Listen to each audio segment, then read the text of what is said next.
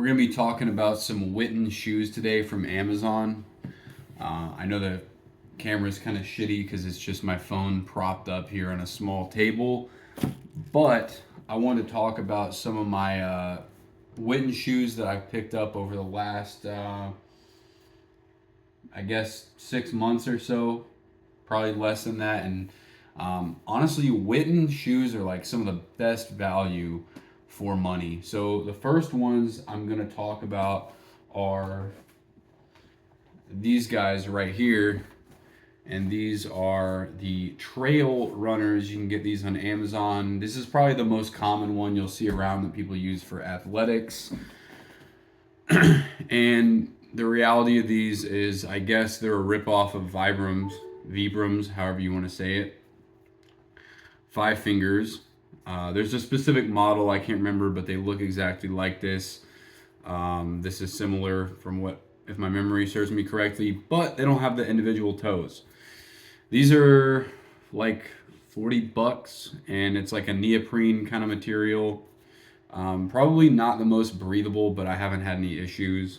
They do make like a more breathable version, which I'll get into in a minute, but these have a strap, and then you can pull the elastic laces snug that way. I've used these for walking in a lot, and I'm going to start using these for some barefoot style running pretty soon. And I've used these for rucking as well, and they work fine. I take the insole out anytime I get these because the insole has arch support and it has padding, and you don't want that in a shoe like this.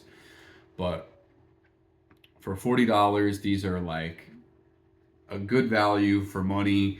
And I see a lot, you'll go on Amazon, you'll see the reviews for a shoe like this, and people are bitching about the shoe fell apart after like 6 months of hard use. And to me, it's just like, bro, you're paying $40. To me, if I paid $40 and these lasted 3 months, I got my money's worth. So I have more expensive shoes, and these aren't like the thinnest. The stack height probably feels more similar to like a Merrell Trail glove in terms of like thickness and stack height, but these are solid. I like them. I would get them again. I want to get a black pair of these, maybe just to use for trail, because my Mesa Trail 2s from Zero, these are wider than like Zero shoes too. That's the other thing. So these have a nice, adequate room for you to splay your toes. And these aren't even like, I don't think marketed as one of their particularly wide models, but solid all around for like athletics, walking, like maybe like light to moderate hiking. I can't speak to like long-term durability because I've had these for like a few months, but I haven't worn them like super hard, but I'm happy with them so far. And if they break on me, I already feel like I got my money's worth. So the other style is this version, which is basically the exact same shoe. However, no strap. Still got the elastic closure, same outsole.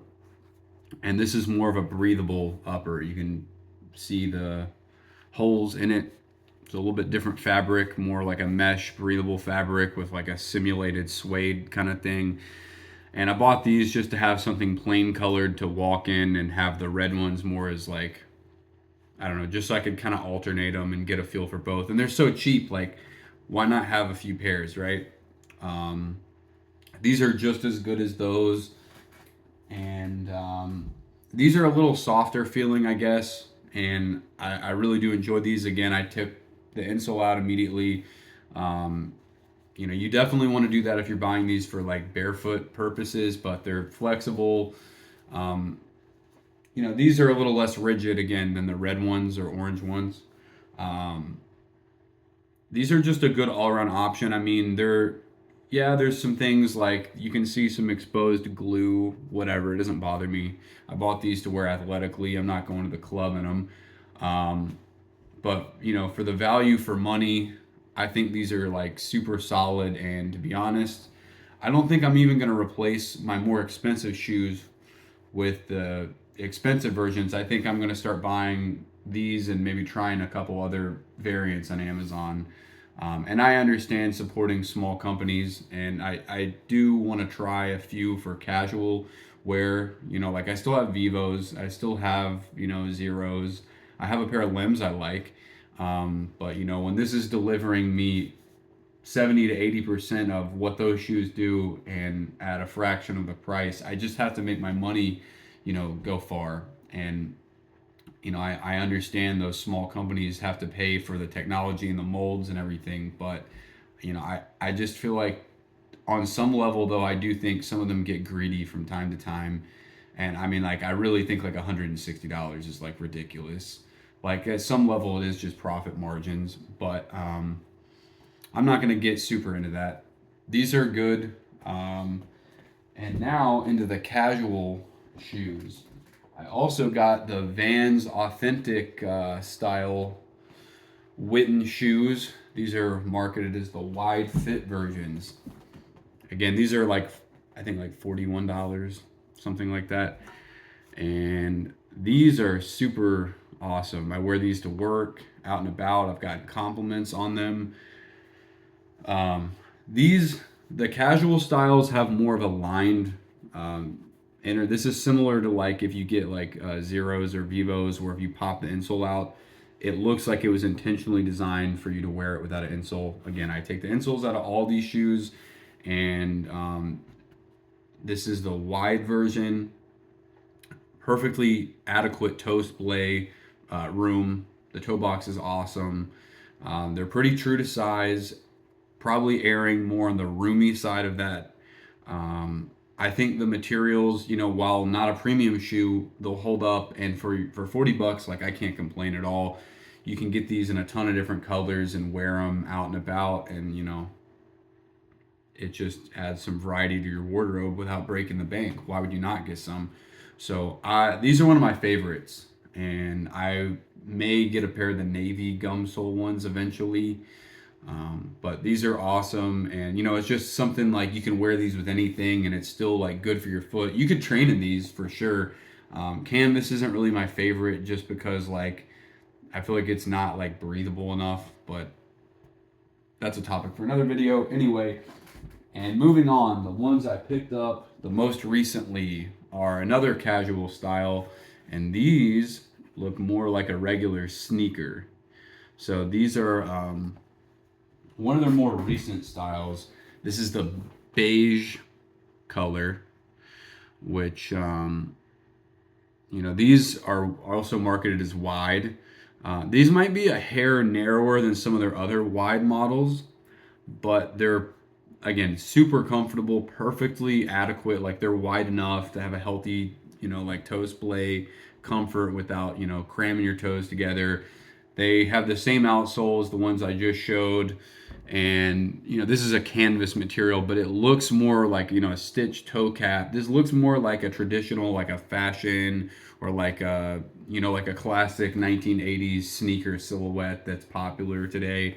They're not the thinnest barefoot shoes, but I love that, because this is just something I can wear to work, out and about with a pair of joggers or something. And, hey, it's kind of stylish, but without, messing my feet up. So the tongue, not really a lot of padding, but you do have more padding around the collar in these. Still very, they're flexible. Still pretty thin, but less, paper thin than some options. It's like a good medium thickness shoe. If you want something that's going to be more like, less like goofy looking than certain other barefoot shoes, it doesn't scream that you're wearing barefoot shoes. These are awesome. I would 100% get another pair of these. These are probably my favorite out of all the ones I bought, just because of the styling. But I think Whitin is like one of the best values out there. And I know people are going to hate because, it's an Amazon brand and it's, imported stuff from overseas. But yeah, the small companies are cool. But, hey, when I can get, 4 pairs of shoes for the price of one, 3 pairs of shoes for the price of one, why, me as a consumer, I got to do what's in my best interest sometimes. And I just think that the quality for how cheap it is, it's adequate, and it's just a good value. So, it could be a good entry point for someone too. if you want to try, Vivo barefoot shoes, you want to try some of the more expensive brands, but you really don't want to spend a ton of money to commit when you're unsure. I think they're a great option, and I'm probably gonna buy some more to be honest. So I think the Whitin shoes are great, and it's just a solid value for anyone looking to get into barefoot shoes or just add some variety for like casual use and stuff without breaking the bank. So that's my 2 cents. Later.